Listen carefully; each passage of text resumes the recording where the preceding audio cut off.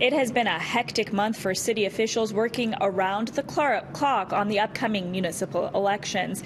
The province's sudden cuts to council weighing heavy on staff.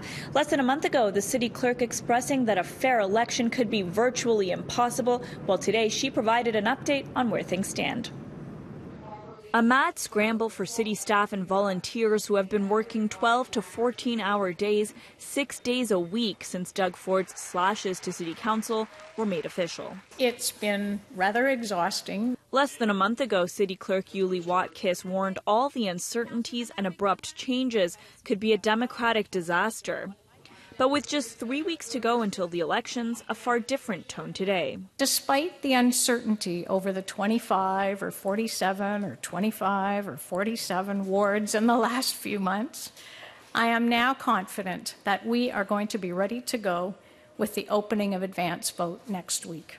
We did a blow-up ballot to give you a sense of what it will look like. The city showing off redesigned ballots and giving a tour of the voting equipment in a media briefing this morning. This is our tabulator machine. Confident these elections will run smoothly, but not without some sacrifices. The city was forced to reduce advance vote dates because ballots weren't ready in time.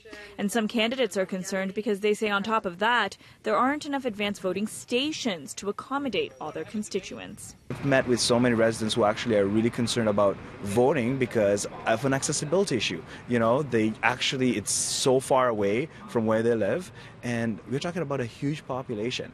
The boundaries for the new wards were established using the provincial ridings, which each had 4 to 5 advance polling stations. Okay, my friends, where are we going? We're going to go to 22 today in St. Jamestown. St. Jamestown? Yeah.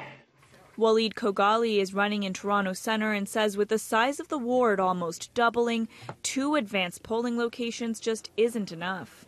It's a disadvantage for folks living in our communities who actually want to get involved in the political process. This is ridiculous. We need to make sure that we meet the accessibility needs of our neighbors, of folks who actually just cannot travel almost half a city, right, to vote. There was one other consequence, money. The cost of switching from a 47-ward model to a 25-ward model was in the millions. Coming up, I will tell you exactly how much that was and whether or not the province is planning on covering any of the cost. Despite all the chaos and uncertainties of cutting City Council almost in half, city staff tell us today they are ready to go for a fair election. But getting here wasn't easy, and it certainly wasn't cheap. In fact, the city is estimating that making the switch from a 47-ward model to a 25-ward model will cost an estimated $2.5 million. A lot of our costs did relate to overtime. Overtime for both election staff, our information technology and technology staff, our vendors. We did have to consolidate some of our time frames with vendors, which did have a cost impact, and of course printing 2 sets of VIX.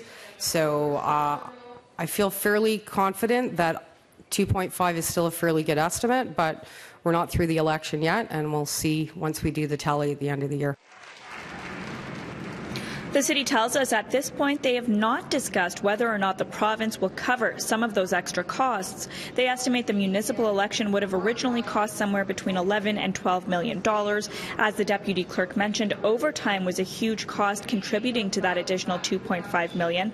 Officials tell us staff have been working 12 to 14-hour days, 6 days a week to make this work. The city also had to print 2 sets of voter information cards to accommodate both ward scenarios, among other things. With advance voting less than a week away, the city is still working around the clock. And every election has little twists and turns. This one was certainly more interesting than most because we had that dreadful uncertainty for a long period of time. And I again have to say, my very professional, brilliant staff advised all the way through. They pulled it off. They've been amazing. Advance voting begins in less than a week and runs from October 10th to October 14th. The city estimates it will hire or recruit and train about 18,000 people to cover Election Day as well as advance